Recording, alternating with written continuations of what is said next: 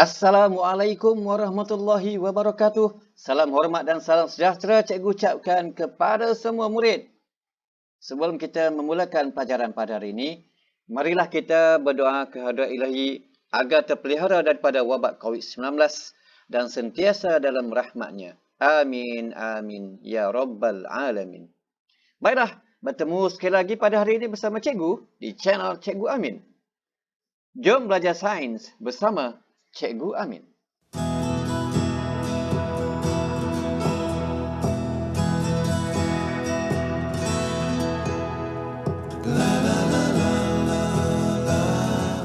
Hari ini kita akan mempelajari tajuk baru Sains Tahun 3, iaitu Unit 6 Pengukuran dengan dua tajuk kecil, iaitu isi padu dan mengukur isi padu kotak lohong. Kita akan memulakan tajuk baru buku teks Sains Tahun 3 di halaman 85 hingga 87 dan murid-murid bolehlah menjawab soalan pada buku aktiviti di halaman 57 dan buku teks pada halaman 87. Baiklah, adakah anda sudah bersedia? Ayo kita mulakan.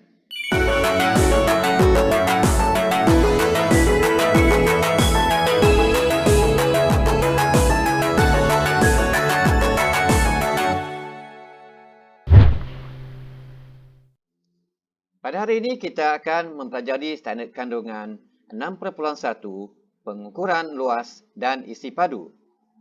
Standard pembelajaran 6.1.4 mengukur isi padu kotak lohong dengan menggunakan kubus yang berukuran 1 cm kali 1 cm.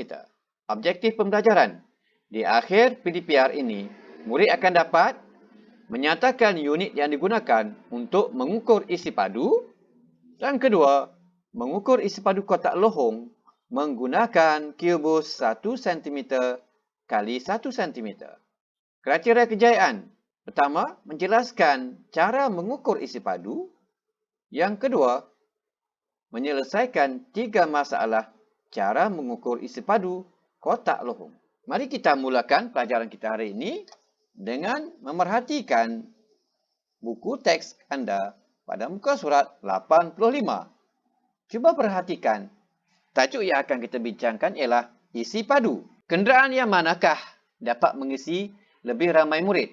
Pada gambar tersebut, kamu lihat ada dua jenis kenderaan awam yang digunakan untuk menghantar murid-murid ke sekolah, iaitu bas sekolah dan juga van sekolah. Berdasarkan gambar yang kamu lihat, kenderaan manakah pada pandangan kamu yang dapat mengisi lebih ramai murid? Ya? Kenderaan mana satu? Ya, sudah tentulah jawapannya. Bas dapat mengisi lebih ramai murid kerana bas lebih besar. Oleh itu, isi padu bas lebih besar berbanding dengan van. Persoalannya di sini, apakah maksud isi padu? Siapa yang boleh jelaskan kepada cikgu? Ya betul. Isi padu ialah besarnya sesuatu ruang yang dipenuhi oleh sesuatu pepejal, cecair atau gas. Yang dipenuhi oleh manusia. Manusia ni bentuknya pepejal, cecair ataupun gas. Apakah yang berbentuk cecair? Seperti air, minyak, minyak tanah, minyak masak. Itu bentuk cecair. Dan apa pula yang berbentuk gas? Seperti udara lah. Okey. Jadi saya ulangi. Maksud isi padu ialah besarnya sesuatu ruang yang dipenuhi oleh sesuatu pepejal, cecair atau gas. Saya harap murid-murid telah pun memahami apakah yang dimaksudkan dengan isi padu. Persoalan seterusnya. Isi padu diukur menggunakan alat pengukur dan dinyatakan dengan menggunakan unit yang sesuai. Cuba perhatikan objek di bawah. Dan apakah unitnya yang sesuai untuk kita gunakan? Cuba lihat pada gambar di sebelah kiri sekali, itu merupakan minuman susu coklat. Baiklah, pada pandangan kamu, apakah unit yang sesuai untuk kita gunakan sebagai alat pengukur kepada minuman susu tersebut? Ia telah dinyatakan di situ. Ada perkataan 200 ml. Apakah maksud ml ini? M dan juga L condong macam ni. Ya, baiklah. Isi padu susu kotak dinyatakan dalam unit mililiter atau ditulis sebagai ml. Ya, cikgu harap murid dah faham ya. Cuba lihat pula pada air botol ini. Ya, apakah alat pengukuran sesuai dan unit apakah yang digunakan? Ya, isi padu air botol dinyatakan dalam unit liter atau ditulis L. Seterusnya, cuba kita lihat pada tangki air. Tangki air ini besar ya murid-murid. Ya. Tangki air ini kalau nak dibandingkan dengan minuman susu dan air botol ini sudah pastilah ya. Tangki air ini berkali-kali lebih besar berbanding dengan air botol dan juga kotak susu ini. Jadi apakah yang sepatutnya penyataan alat pengukur yang sesuai dan unit apakah yang sesuai digunakan? Kita lihat. Ya, isi padu tangki air dinyatakan dalam unit meter padu atau ditulis M3. 3 itu merujuk kepada penyataan padu. Baiklah. Ya. Adakah perbezaan yang kamu lihat pada ketiga-tiga ini? Kamu lihat ya, isi padu yang lebih besar mestilah menggunakan unit pengukur yang lebih besar. Tidak sesuai kalau kita menggunakan isi padu tangki air ini dinyatakan dalam unit mililiter. Kerana mililiter itu merujuk pada kandungan yang sedikit saja. Agak-agaknya 25 meter padu ini bersamaan dengan berapa mililiter. Yang ini murid-murid akan belajar dalam mata pelajaran matematik. Okey, baiklah. Seterusnya, cikgu harap murid-murid telah pun memahami bagaimana kita mengukur isi padu dan menggunakan alat pengukur yang sesuai. Ya. Tidak semua kita kena gunakan liter, tidak semua kita kena gunakan meter padu, tidak semua kita menggunakan mililiter. Ia bergantung kepada kesesuaian isi padu objek yang mengisi sesuatu ya yang kita nak kaji tu. Baiklah. Ya. Apakah unit yang sesuai untuk mengukur isi padu cecair di dalam objek di sebelah? Objek yang cikgu senaraikan ini iaitu picagari, jug dan juga kolam renang.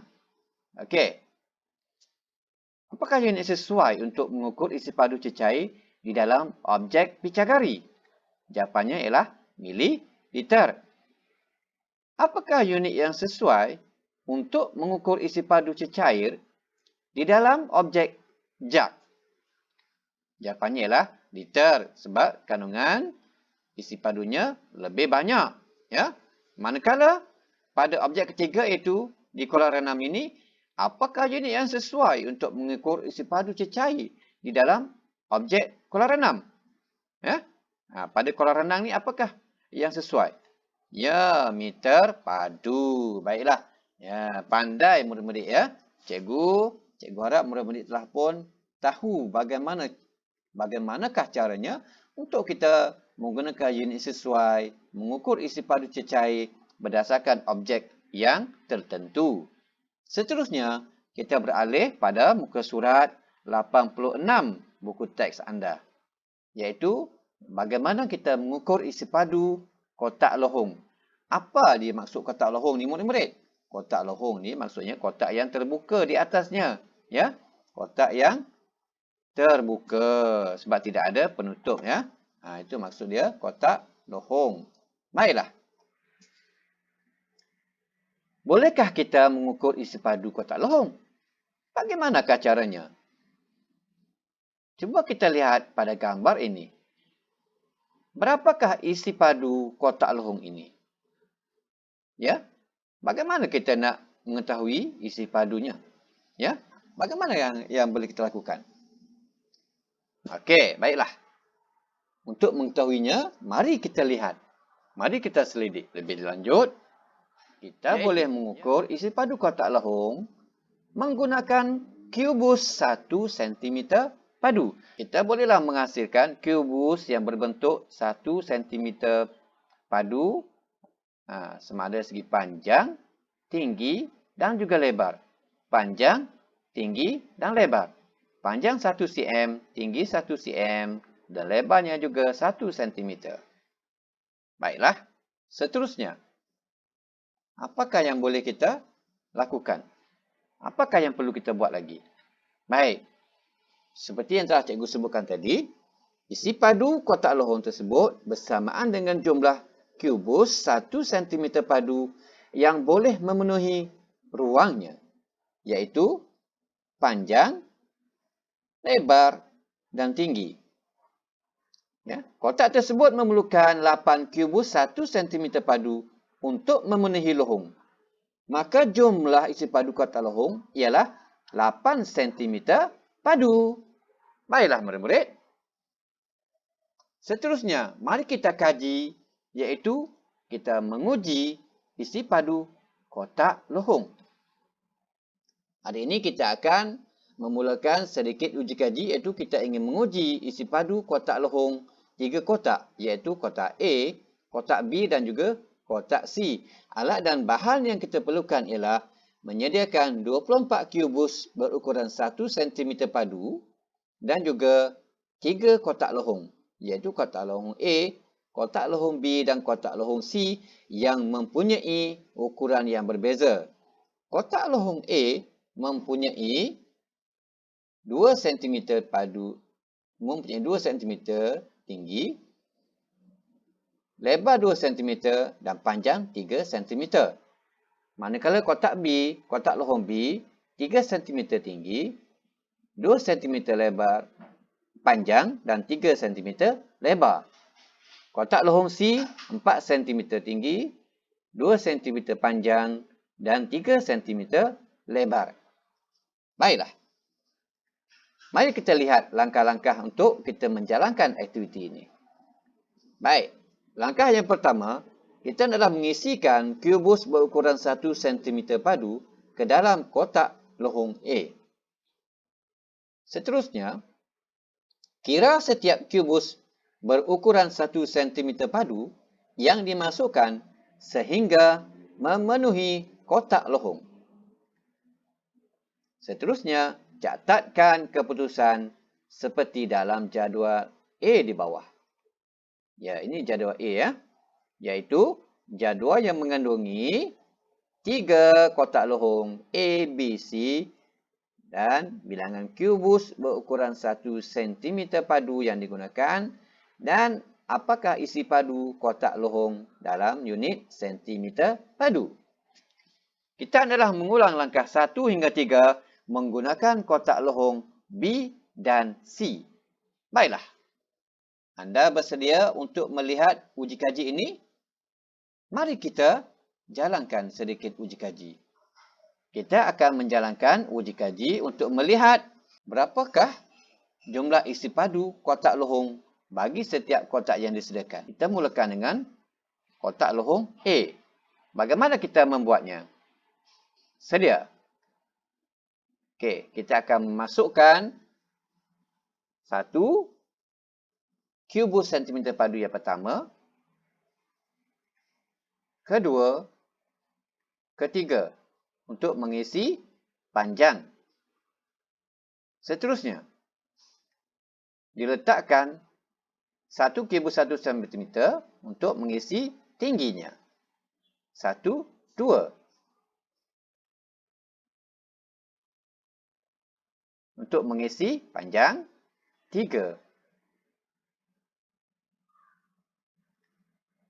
Jadi, semua sudah ada 6. Berapakah lagi yang diperlukan? 6, 7, 8, 9, 10, 11, 12. Ya, ini bermakna kotak lehung A ialah 12 cm padu. Kita lihat pula apakah jumlah isi padu kotak lohong B. Mari kita sama-sama hitung berapa banyak kubus 1 cm padu yang kita perlukan untuk memenuhi lohong. Ayo kita kira bersama. 1, 2, 3, 4, 5, 6, 7, 8, 9, 10, 11, 12, 13, 14, 15, 16, 17 dan 18. Jadi, maka isi padu kotak lohong B ialah 18 cm padu. Seterusnya kita lihat. Ini adalah ukuran yang digunakan pada kotak lohong tersebut. Sekarang, mari kita lihat semula apakah jumlah isi padu kotak lohong C. 1, 2, 3, 4, 5, 6, 7, 8, 9, 10, 11, 12, 13, 14, 15, 16, 17, 18, 19, 20, 21, 22, 23, 24. Ya, jumlah isi padu kotak lohong C ialah 24 cm padu kerana ia memerlukan 24 kubus 1 cm padu untuk memenuhi kotak lohong C. Baiklah. Cikgu harap semua murid telah pun memahami bagaimanakah cara kita boleh mengira isi padu kotak lohong tersebut. Ya. Sekarang marilah kita sama-sama menjawab soalan yang disediakan pada muka surat 87. Mari kita isi terlebih dahulu keputusan yang telah pun kita perolehi berdasarkan uji kaji yang telah pun kita buat sebentar tadi. Sekarang kita lihat berapakah bilangan kubus berukuran 1 cm padu yang digunakan untuk memenuhkan kotak lohong A. Berapa? Ya, 12. Kotak lohong B? 18. Kotak lohong C memerlukan sebanyak 24 bilangan kubus berukuran 1 cm padu. Jadi, apakah isi padu kotak lohong A? Jawapannya ialah 12 cm padu. Cuma kita tambah perkataan cm padu. Bagaimana pula pada kotak lohong B? Apakah isi padu kotak lohong B? Ya, betul. Jawapannya ialah 18 cm padu. Bagaimana pula dengan isi padu kotak lohong C? Ya, jawapannya ialah 24 cm padu. Pandai murid-murid cikgu. Ya. Baiklah. Sekarang kita lihat pada 3 soalan yang telah pun disediakan di bawah ini. Soalan pertama, kotak lohong yang manakah menggunakan paling banyak kubus 1 cm padu? Baiklah, siapa nak jawab? Kotak lohong apa? A, B atau C? Ya, betul. Kotak lohong C. Soalan kedua. Jika sebanyak 90 kubus 1 cm diperlukan untuk memenuhi kotak lohong, berapakah isi padu kotak lohong tersebut? Siapa yang nak jawab? Jawapan dia dah ada tu. Apa dia? Ya, betul. Tepat sekali. 90 cm padu. Nombor 3. Bagaimanakah cara mengukur isi padu ruang kotak lohong? Telah pun cikgu jelaskan. Apakah jawapannya? Ya, semua dapat menjawab dengan betul. Kita boleh mengukur isi padu kotak lohong menggunakan kubus 1 cm padu. Ya, tahniah kerana semua murid telah pun berjaya untuk menjawab soalan yang cikgu kemukakan pada hari ini. Okey, untuk itu anda bolehlah menjawab soalan pada buku aktiviti di halaman 57. Ya. Kita hari ini cuma hanya menjawab soalan di buku aktiviti pada muka surat 57 dan juga jawab soalan pada buku teks di muka surat 87 ya. Soalannya senang saja. Anda telefon cikgu sediakan jawapannya. Jadi, sampai di sini saja pelajaran kita untuk hari ini. Dan cikgu harap kita akan berjumpa lagi di hari lain dan masa. Dan cikgu ucapkan selamat maju jaya kepada semua murid. Dan cikgu ucapkan selamat belajar. Assalamualaikum warahmatullahi wabarakatuh. Bye-bye.